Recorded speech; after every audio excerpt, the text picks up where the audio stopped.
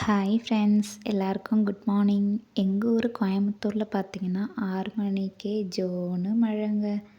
இந்த மழையில் கொஞ்ச நேரமாக இயற்கையை பார்த்து ரசிச்சுக்கிட்டு வெளியவே நின்றுட்டு இருந்தேன்.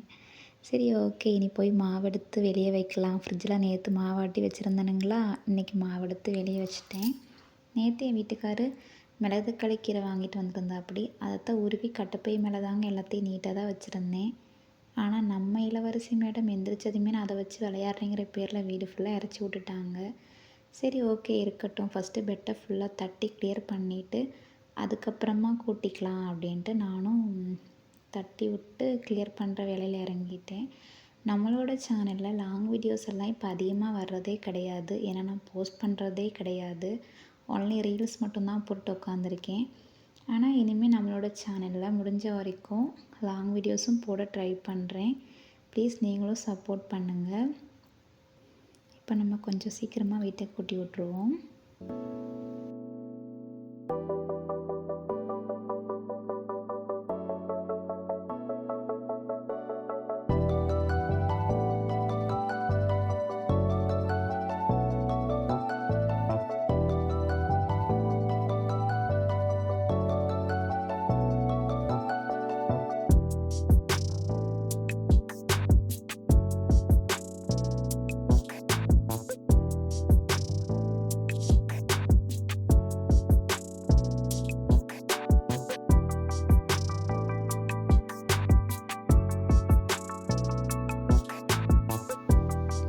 வீட்டை ஃபுல்லாக கூட்டிகிட்டு வந்தேன். அதுக்குள்ளே என்னோடய ஹஸ்பண்டும் கரெக்ட் டயத்துக்கு வந்துட்டாப்படி. அவர் வரும்போது நம்ம ஊரில் மழை இல்லை, லேசாக தூறல் மட்டும்தான், அதுவும் ஸ்டாப் ஆயிடுச்சு.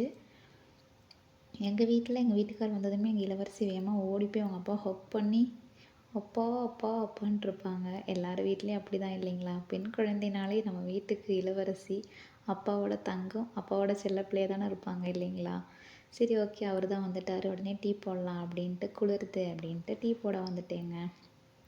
கொட்டுற மழையில் சுட சுட டீ குடிக்கிறதெல்லாம் ஒரு தனி சுகம் இல்லைங்களா? அப்படியே டீ கூட கொஞ்சம் ரஸ்க்கும் வச்சு சாப்பிட்டுட்டோம். நல்லா இருந்தது. ஓகே, இதுக்கப்புறம் என்னடா சமைக்கலாம் அப்படின்ட்டு யோசிச்சுட்டு இருக்கும்போது, சரி இட்லி ஊற்றலாமா பணியாரம் ஊற்றலாமான்னு யோசிச்சுட்டு இருந்தேன். என் மேகா தோசைன்னு சொன்னாங்களா, சரி ஓகே தோசையே ஊற்றிடலான்னு சொல்லிட்டு முருங்கைக்காய் சாம்பார் தாங்க வச்சிட்ருக்கேன். முருங்கைக்காய் சாம்பாரும் தேங்காய் சட்னியும். ஏன்னா முருங்கைக்காய் சாம்பார் நான் வந்து மத்தியானத்துக்கும் சேர்த்தே வச்சிட்டோம்னா சாப்பாட்டுக்கு ஆயிக்கிறோம் அப்படின்ட்டு காலையிலே முருங்கைக்காய் சாம்பார் வச்சுட்டு தேங்காய் சட்னியும் அரைச்சிடலாம் அப்படின்னு அரைச்சிட்ருக்கேங்க. இந்த மாதிரி நீங்களும் தேங்காய் சட்னி அரைச்சி பாருங்கள், ரொம்ப டேஸ்ட்டாக இருக்கும். கொஞ்சமாக தேங்காய், அது கூட கொஞ்சமாக வந்து பொட்டுக்கடலை, பச்சை மிளகா, வரமிளகா, இஞ்சி கொஞ்சமாக போட்டுட்டு கருவேப்பிலை கொஞ்சமாக போட்டுட்டு நல்லா வந்து அரைச்சிக்கோங்க. கொஞ்சமாக கடாயில் எண்ணெய் விட்டு கடுகு போட்டு கருவேப்பிலை போட்டு கொஞ்சமாக பெருங்காயத்தூள் விட்டு ட்ரை பண்ணி பாருங்கள், ரொம்ப டேஸ்ட்டாக இருக்குங்க. எங்கள் மேக்குட்டிக்கும் அவங்க அப்பாவுக்கும் இந்த மாதிரி சட்னி அரைச்சா ரொம்ப பிடிக்கும். ஸோ நான் இந்த மாதிரி தான் ட்ரை பண்ணுவேன்.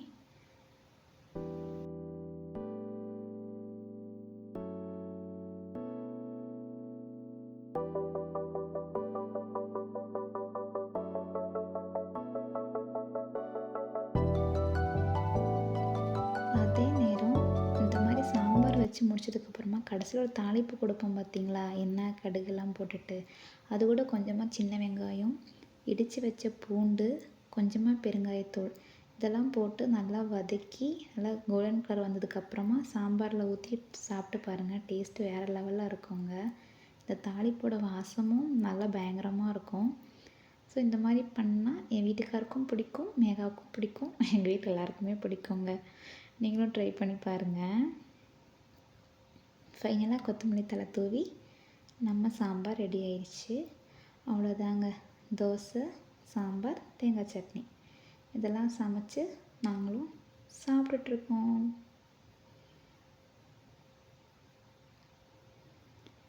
சாப்பிட்டு முடித்த கையோடையே எல்லா பாத்திரத்தையும் நீட்டாக வந்து வாஷ் பண்ணி போட்டுட்டோம்னா பெரிய ஒரு வேலை மிச்சம் அப்படின்ட்டு வாஷ் பண்ணி போட்டுட்டு வெளியே போய் பார்த்தேன். கிளைமேட் மறுபடியும் மோடமாக தான் இருந்தது. இருந்தாலும் பரவாயில்ல, அவருக்கு யூனிஃபார்ம் வேணும் அப்படின்ட்டு வேகமான்னு துவைச்சி காய போட்டுட்டேங்க. ஏன்னா தண்ணி வடிஞ்சிட்டா எடுத்து உள்ளே கூட போட்டுக்கலாம் அப்படின்ட்டு. அப்புறம் அதே கையோடு போய் குளிச்சுட்டும் வந்துட்டேன். ஏன்னா அப்போயே குளித்தா தான் உண்டு சுறுசுறுப்பாக இருக்கும் அப்படின்ட்டு. அப்புறம் வந்திருந்தேன்னு ரசத்துக்கெல்லாம் ரெடி பண்ணிகிட்ருக்கேன். சாப்பாடும் வடித்து விட்டுட்டேன்.